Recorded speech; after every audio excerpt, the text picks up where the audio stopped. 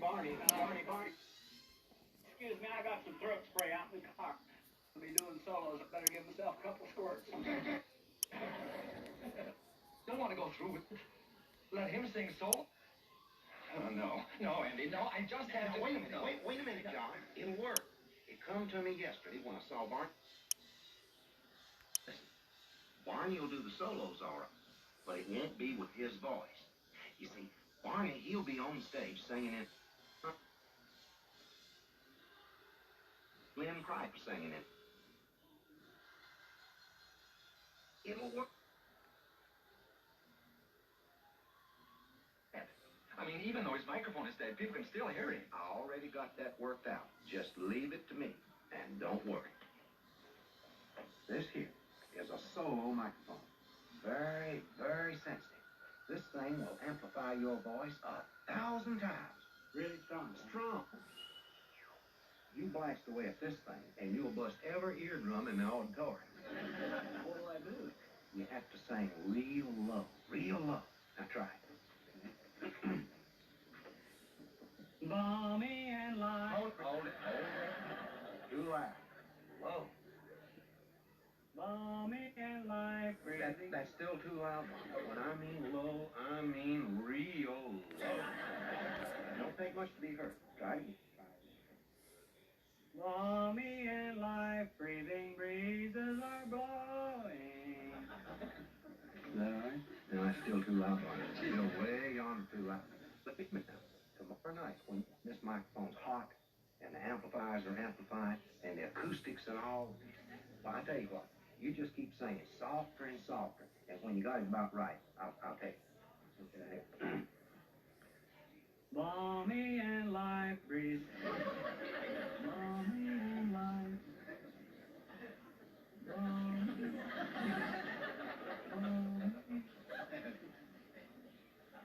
That's it. That's it. You got it.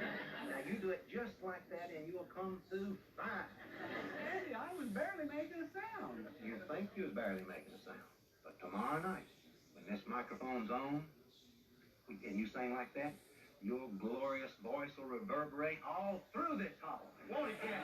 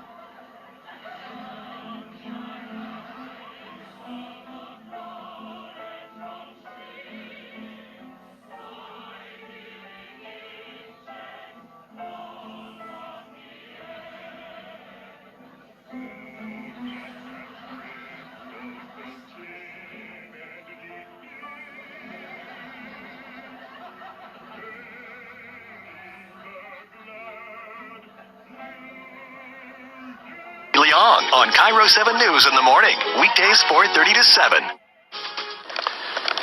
Tonight, the two American astronauts who were the first to fly to space from the U.S. in nearly a decade, they are talking about their amazing adventure. In fact, their splashdown in the Gulf of Mexico was the first by NASA in 45 years. And Cairo 7's Danya Backus reports.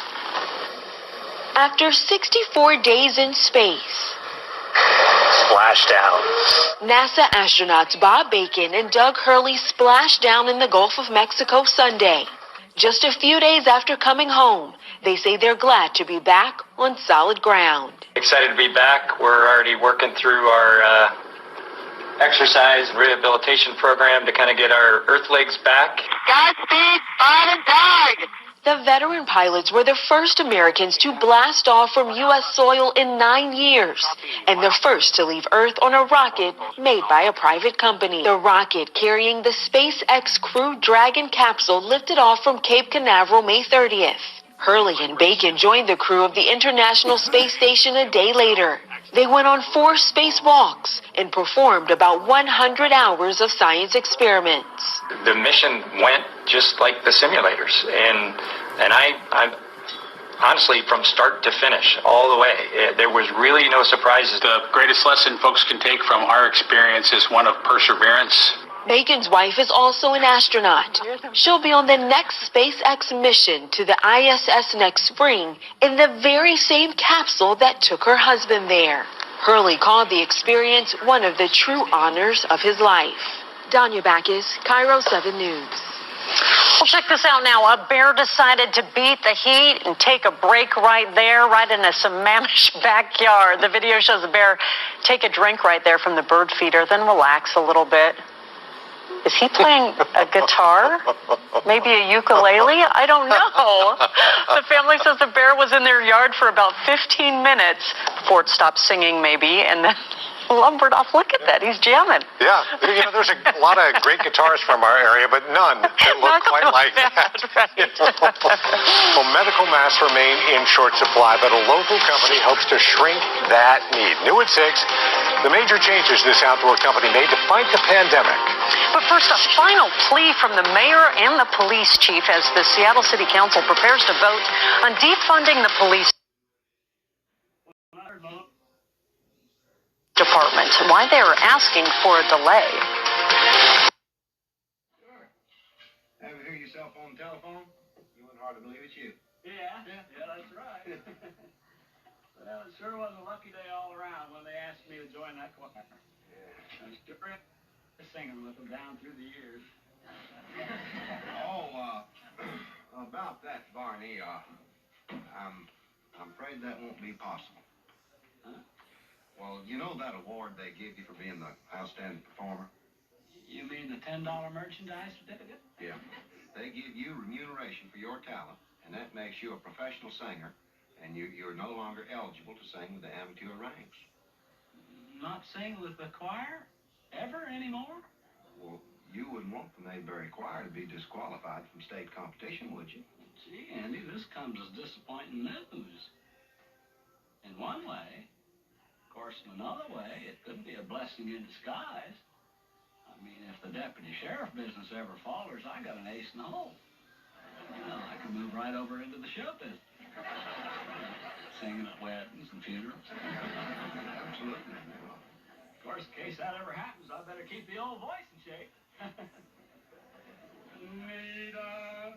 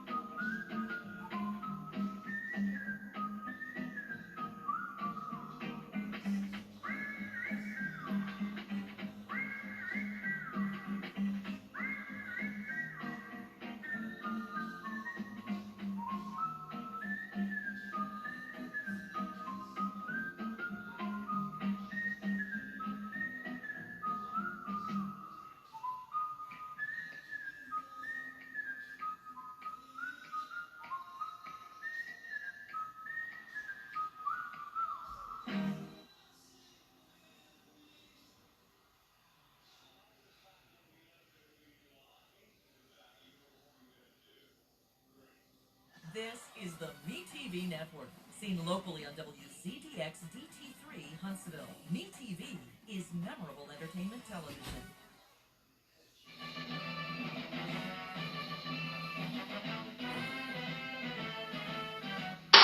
Live, local.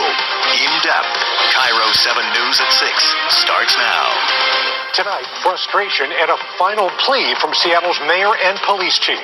What is the plan? The city council slammed one day before a vote on defunding police. The Bothell community says goodbye to a fallen officer. Jonathan, thank you for making me a better man and a better person. A North Sound nursery fined thousands over its no mask policy. How employees fought back.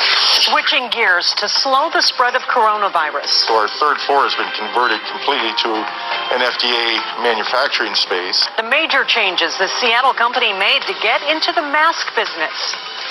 On the eve of a council vote to defund SPD, the mayor and chief lay out the reasons they think the council is misguided. Thanks for joining us. I'm Dave Wagner. And I'm Monique Minglavin. And Cairo 7's Simney Kim is at the live desk right now. Simney, a 50% cut to the department. That's what a lot of protesters had demanded, a lot of council members had promised, but now it's pretty much off the table. Monique, council members now acknowledge that that promise to defund SPD by 50% is not immediately realistic. Instead, they're considering more than 40 amendments tomorrow. But the chief and mayor both say not so fast. There is a right way to right-size policing. But anyone who thinks it can happen overnight really isn't looking at the facts. On the eve of the council's vote to cut SPD's budget, both Seattle Mayor Jenny Durkin and Chief Carmen Best denounced the more than 40 proposals to shrink the SPD. What is problematic is these are approaches without any clarity on how they will become reality. What is the plan? On the table, cutting 100 officers. The chief has warned it would mean cutting the newest and most diverse officers, but the council suggests Chief Best do these layoffs out of order. I know we cannot do that level of layoffs out of order.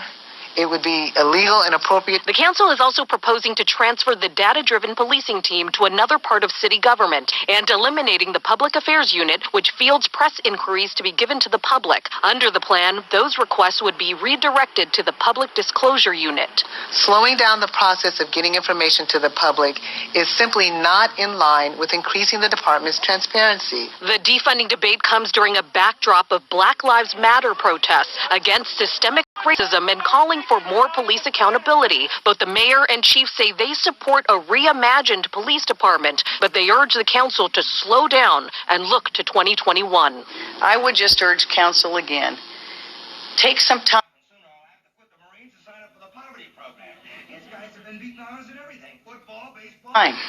Take some time to get this right.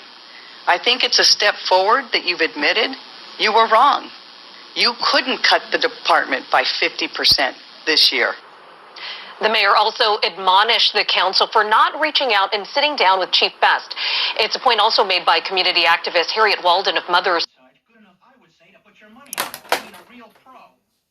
Aren't you, huh?